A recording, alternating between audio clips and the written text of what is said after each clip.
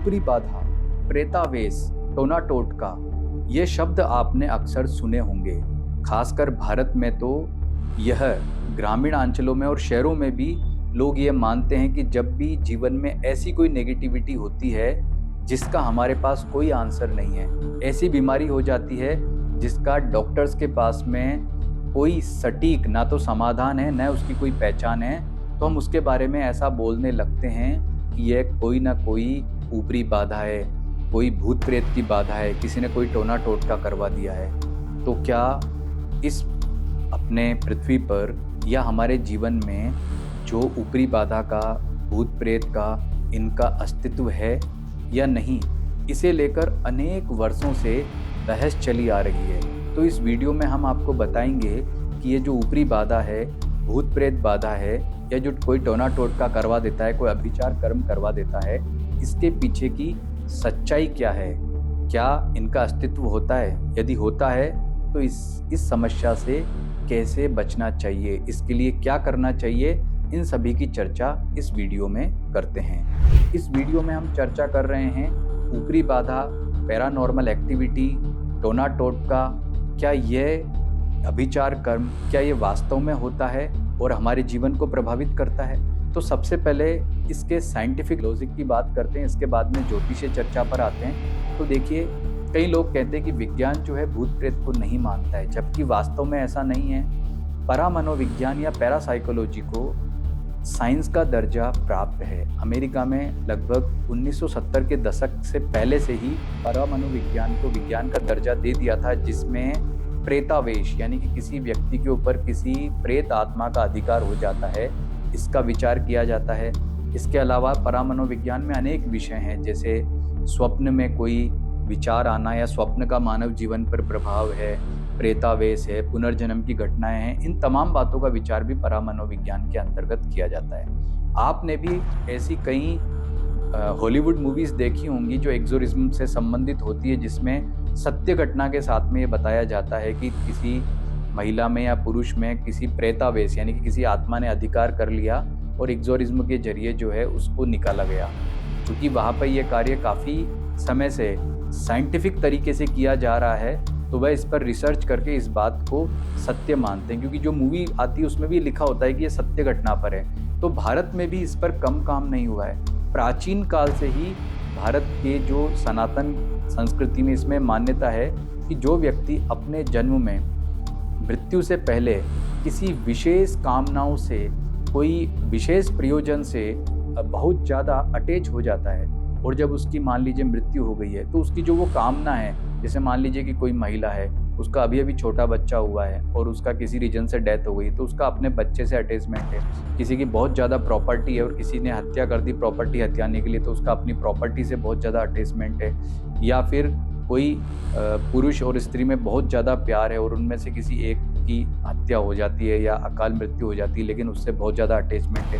तो ये जो अटैचमेंट है, यह मनुष्य को प्रेत योनि में ले जाने वाला होता है। यदि कोई आत्मा शुद्ध है, उसके विचार में हिंसा नहीं है, उसकी स्मृति में हिंसा नहीं है, तो उसकी मुक्ति तो हो जाती है, या फिर वो प्रेत योनि में रह के भी किसी को पीड़ित नहीं करता है। लेकिन जिसके विचारों में, जिसकी स्मृति में ही हिंसा है या स्वभाव ऐसा है या बदला लेने वाली कोई भावना है, तो ऐसी जो आत्माएं होती है, प्रेत आत्माएं होती हैं, वे कहीं ना कहीं अपना जो बदला लेने के लिए कई तरह की नेगेटिविटी क्रिएट करती है। जैसे किसी ने किसी की प्रॉपर्टी दबा ली है, तो बदला लेने के लिए जो है उस प्रॉपर्टी से जो रिलेटेड लोगों को परेशान कर सकती है, ऐसी घटनाएं हो सकती हैं। तो इनको अपने सनातन संस्कृति में विद्वानों ने मान्यता दी है।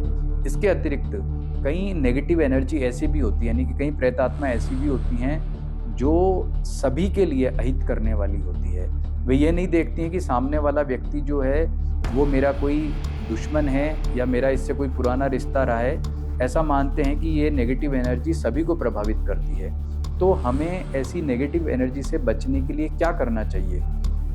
इसका सबसे सटीक समाधान यह है कि उन लोगों का ही शिकार करती है जो मानसिक रूप से कमज़ोर होते हैं। यानी कि जो व्यक्ति मानसिक रूप से स्ट्रांग है, उसको ऐसी नेगेटिव एनर्जी कभी भी प्रभावित नहीं करने वाली है। तो आपको कब प्रभावित करेगी ऐसी एनर्जी? जब आप मानसिक रूप से कमज़ोर हैं, तो ये आपके ऊपर हावी हो सकती है। लेकिन ये ध्यान रखें कि प्रत्येक व्यक्ति कभी न कभी मानसिक रूप से कमज़ोर हो सकता है।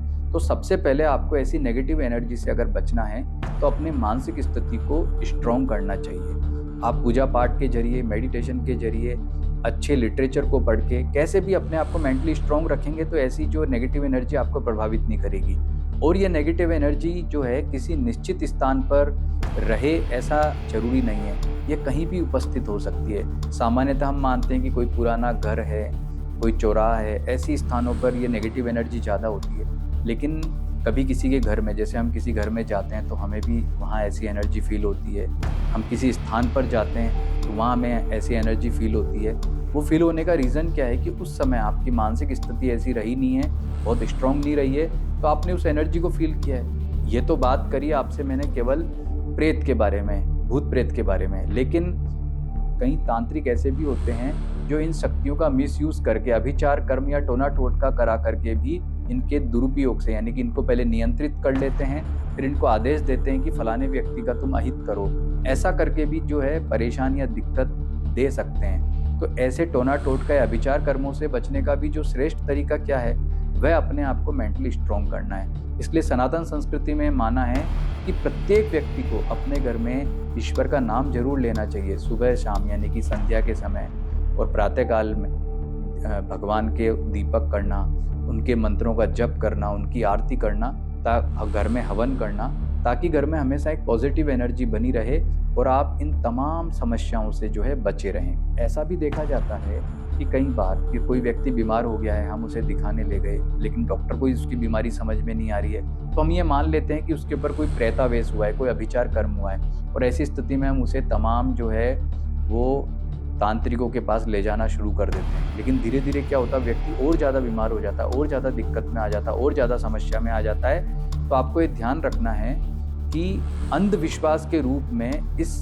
तथ्य को कभी नहीं लेना है। अगर आपको ऐसी कोई दिक्कत या परेशानी हो भी जाती है, तो आप स्वयं को या जो सामने वाला व्यक्ति है, यदि वह आपका कहना मानने की स्थिति में है, पूजा पाठ करने की स्थिति में है, तो उसे सदैव पॉजिटिव एनर्जी के रूप में अपनी मानसिक शक्ति को स्ट्रॉन्ग करने वाले सारे उपाय बताएं।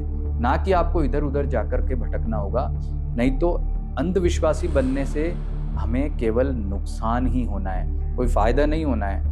तो ये जितने भी विद्वानों ने इस पर रिसर्च किया ऊपरी बाधा पर, उन्होंने इसके अस्तित्व को स्वीकार किया और उनका ये मानना है कि यदि आप मेंटली स्ट्रॉन्ग रहते हैं, यानी कि मानसिक रूप से आप स्ट्रॉन्ग रहते हैं, तो ऐसी कोई भी ऊपरी बाधा या समस्या आपको ज़्यादा दिन तक पीड़ित या परेशान नहीं कर सकती है।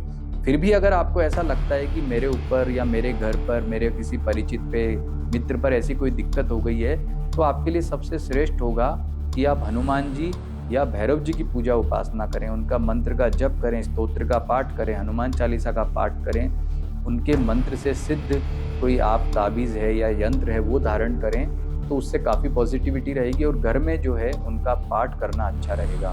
तो यदि ऐसी कोई समस्या हुई है, तो सबसे श्रेष्ठ जो है वो भैरव उपासना और हनुमान जी की उपासना मानी जाती है। इसके अतिरिक्त मेडिटेशन के थ्रू, पूजा पाठ के थ्रू अपने आप को मानसिक रूप से स्ट्रॉन्ग करें, यही इससे बचने का सबसे श्रेष्ठ उपाय है।